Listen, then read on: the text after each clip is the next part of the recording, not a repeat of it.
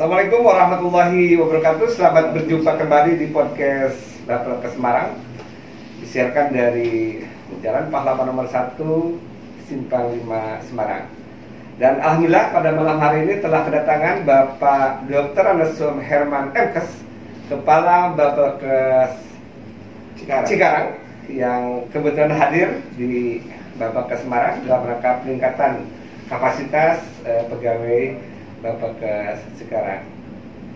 Bagaimana kabarnya Pak Herman? Alhamdulillah. Alhamdulillah. Sudah lama ya? Sudah lama gak? Iya, karena COVID ya. Virtual terus ya. Pak Herman, bagaimana sekarang akhir tahun ini di dalam melaksanakan pelatihan ini, Pak? Ya, terima kasih Mas Nek. Yang pertama kami berkunjung dulu ke sini. Iya. Rangka satu silaturahim. Iya, siap. Antar saudara.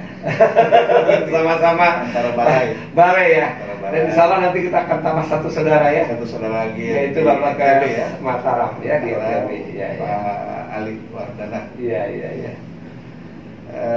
Yang kedua silaturahim juga kami ingin menimba ilmu nih sini. Oh iya. Belajar lah. Iya. Jadi dengan segala macam kelebihan yang tentu dari Bapakes Semarang, mudah-mudahan menjadi contoh buat kami. Juga biar pelayanan kita atas standar tentunya. Betul. Kemudian yang ketiga barulah acara tersendiri, yaitu kami melakukan kegiatan dalam rangka tadi peningkatan kapasitas dari pegawai. Berapa orang di sini, Pak? 25 orang. Oh, 25 orang ya. 25 orang dari macam-macam tuh. Iya. Dari setiap komponen. Dari Sebagandung, dari teknis, substansi ya, bencana dan sebagainya. Sehingga ada satu koordinasi semuanya supaya bersatu padu gitu ya, dalam rangka pelayanan yang terbaik nantinya. Program kita di 2021 Bapak katanya bagus penyerapannya ya. Kami harus belajar bagaimana menyerap anggaran. Jadi evaluasi 2021, lalu 2022 kita susun program-program yang tentu harus diprioritaskan gitu ya.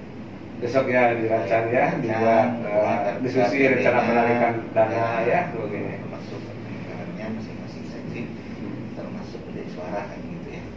Bapak di sana beda suara sebanyak apa ya? Berapa orang? 13 orang. 13 orang ya. Orang. Pegawainya semuanya? Pegawainya semuanya 107 ya. 107 PNS. PNS. Dengan PNS-nya 67. Oh, 67 juga. Ternyata sama dengan beberapa balai ya, beberapa itu ternyata kita masih banyak dibutuhkan atau membutuhkan ya pegawai selain PNS dalam rangka meningkatkan pelayanan. Iya. Untuk tahun 2022 persiapan apa Pak yang dilakukan untuk menyambut 2022 ya? Kita baru saja kan tadi siang ya, rapat dengan Ibu Dirjen baru ya. Sekarang teman-teman Bapak Ibu sekalian namanya Dirjen Tenaga Kesehatan ya. Nakes ya, kemarin saya ke PSDM Kesehatan.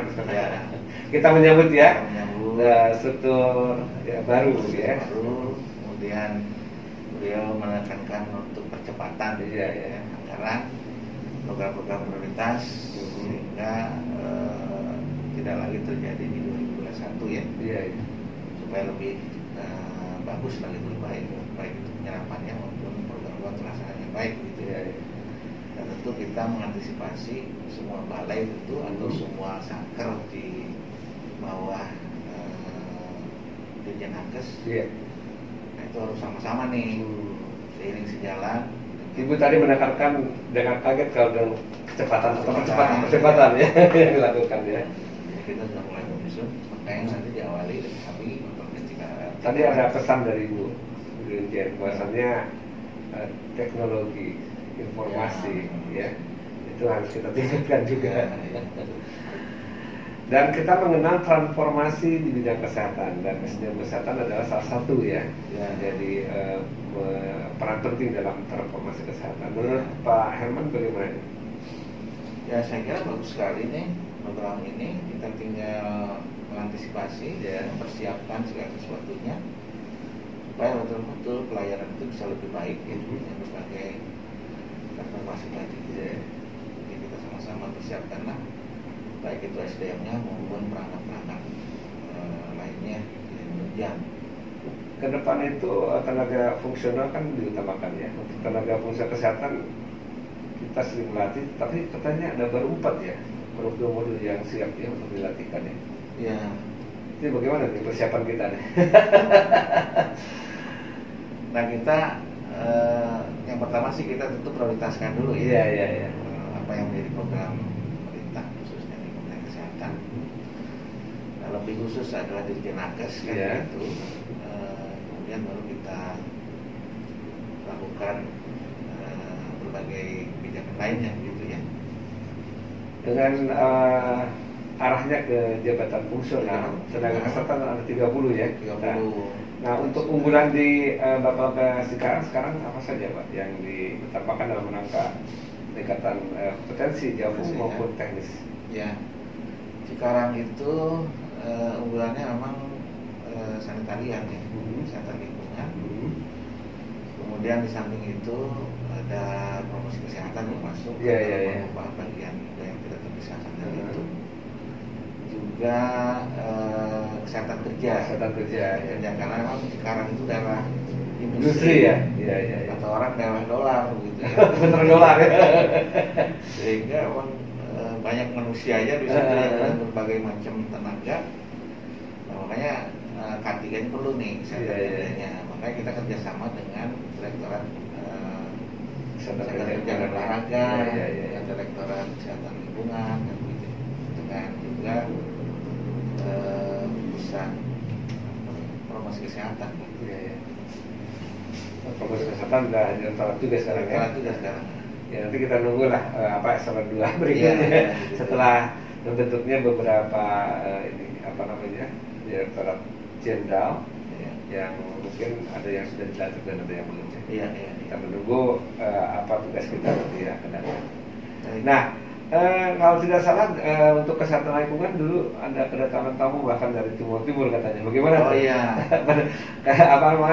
Pengalamannya ya itu untuk itu. Jadi timur itu kita tahu bahwa dia kekurangan SDM-nya. Iya. Dia pengen belajar macam-macam tenaga kesehatan supaya meningkat kompetensinya.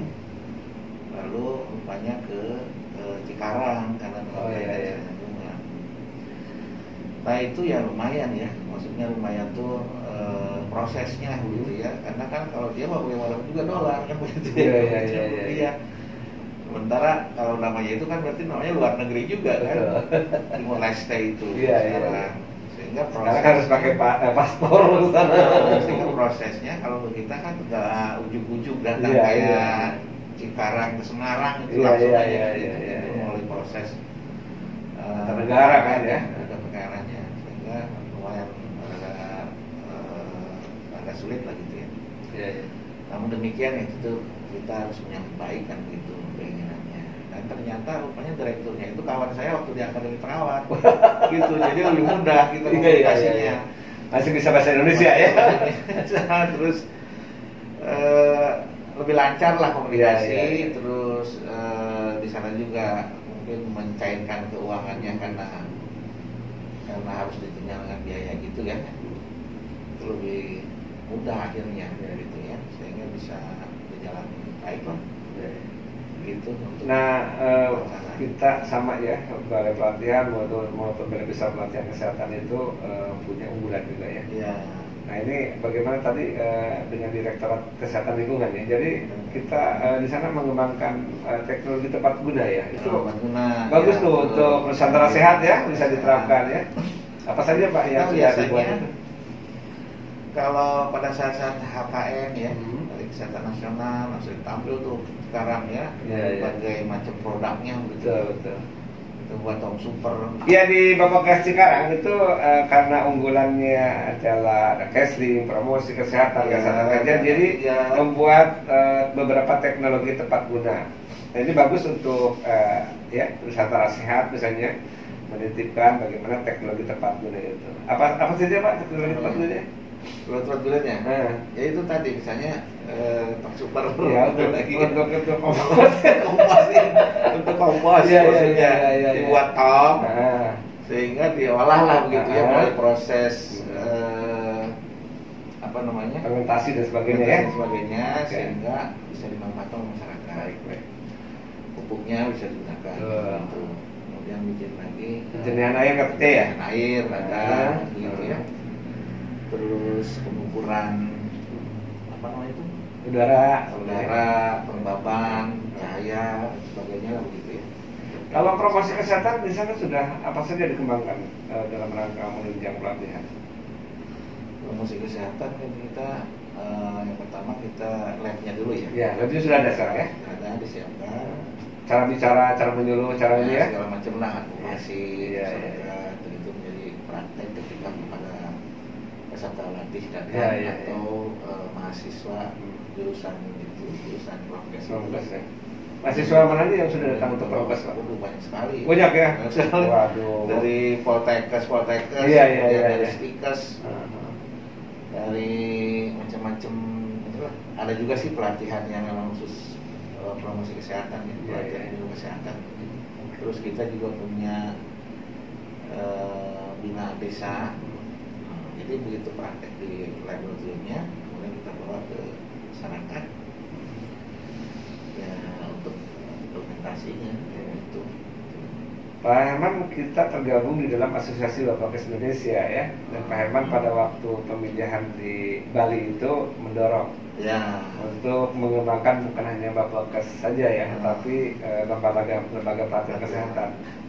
Pak Herman, kita bertemu di rapat koordinasi Asosiasi Bapakkas Indonesia dan juga waktu itu seminar nasional tentang corporate diversity ya. Pak Herman memukakan pentingnya ABI itu berkembang dan ke depan mungkin namanya bukan ABI tapi forum, lembaga pelatihan ya. Menurut Pak Herman apa sih sebetulnya menjadi dasar pemikiran dorongan ABI berubah menjadi forum komunikasi ya, lembaga pimpinan atau lembaga penyelenggara pelatihan kesehatan? Baik, sebenarnya kalau hanya ABI, Asosiasi Bapakkas Indonesia, berarti kan terbatas kepada lebih terbatas kepada Bapakkas saja. Tapi lembaga pelatihan lainnya kan tidak bercakup gitu, sehingga perlu dikembangkan yang namanya forum komunikasi pimpinan lembaga pelatihan kesehatan terakreditasi misalnya gitu ya, lembaga pelatihan kesehatan lah. Iya betul.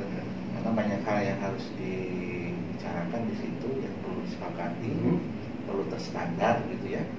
Baik itu dari akreditasinya misalnya, akreditasi, kemudian program-program pelatihan kesehatan baik yang sifatnya nasional maupun yang harus dikembangkan dari daerah, juga kerjasama dengan organisasi profesi, utama kan begitu ya. Kita lebih luas ya. Berluas.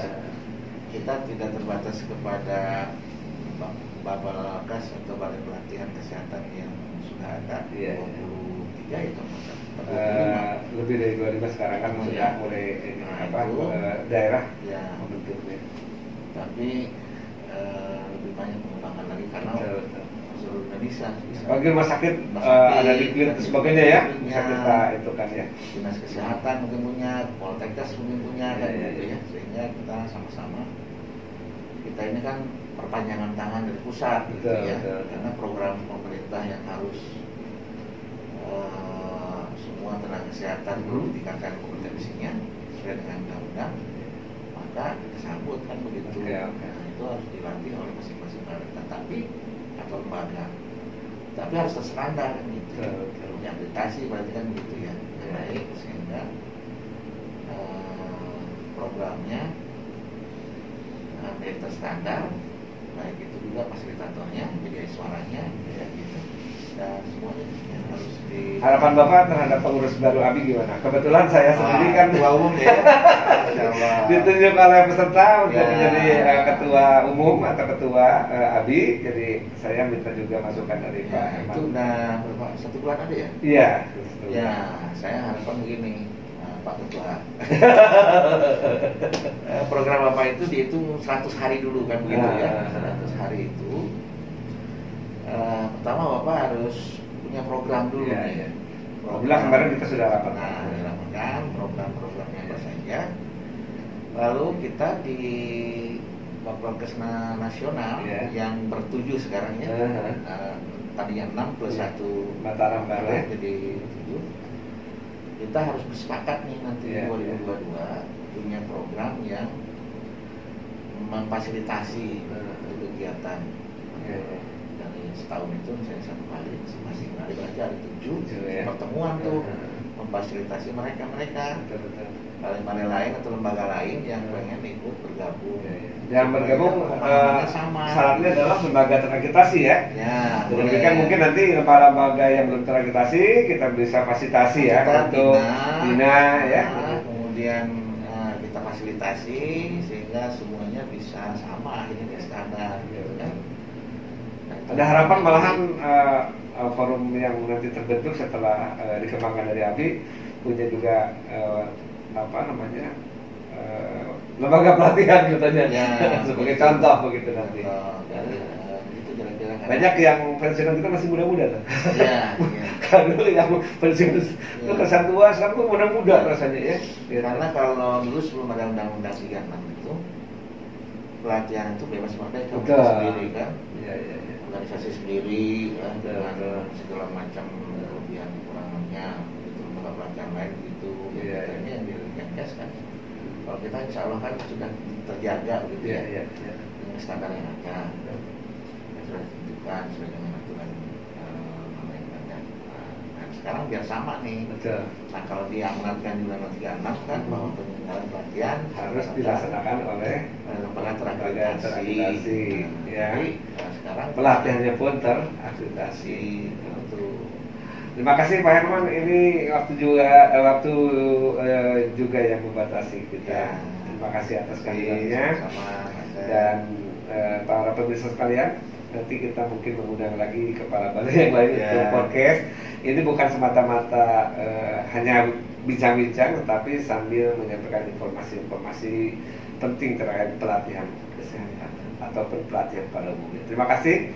Sampai berjumpa kembali dengan podcast Bapak ke Semarang. Assalamualaikum warahmatullahi wabarakatuh.